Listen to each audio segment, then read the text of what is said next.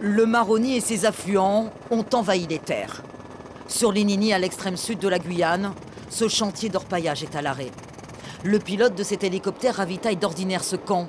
Depuis des semaines, pas de possibilité de se poser. On était sur Grand Cardé, un endroit où on pose régulièrement.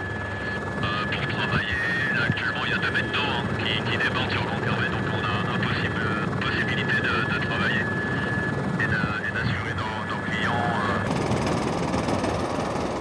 Marie Passoula reste encore relativement épargnée par la crue du Maroni.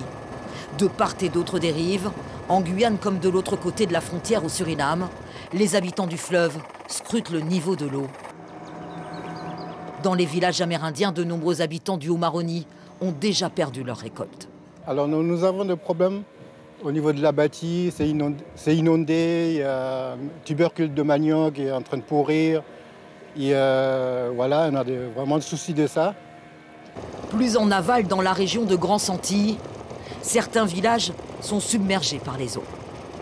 Difficile de reconnaître, vu du ciel, la topologie du secteur en temps ordinaire.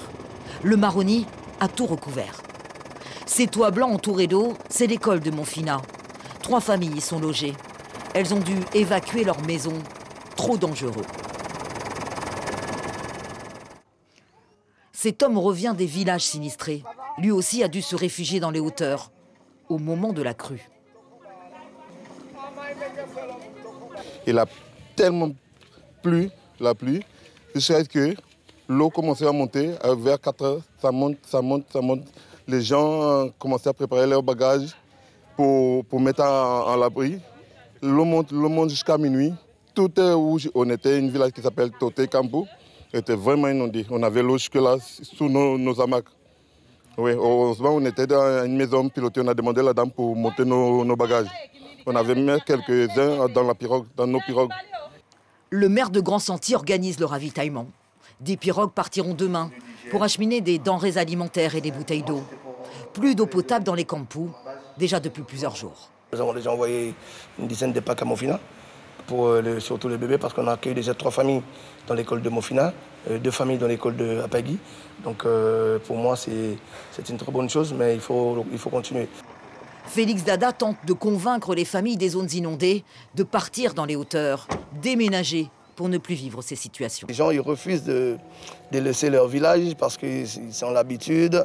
Ils nous demandent, ils nous disent, écoutez, monsieur le maire, vous êtes de bonne volonté, mais nous, on est habitués. Alors moi, ma stratégie maintenant, c'est de parler surtout avec les plus jeunes, de leur dire, écoutez, comme vos maisons sont inondées, mais vous n'avez pas encore construit vous, donc quand vous allez construire, essayez de construire en hauteur.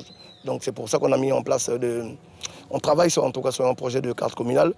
L'alerte risque de crues importantes reste maintenue sur le Maroni, tout particulièrement sur le secteur de Papaïcheton et Grand Santilly.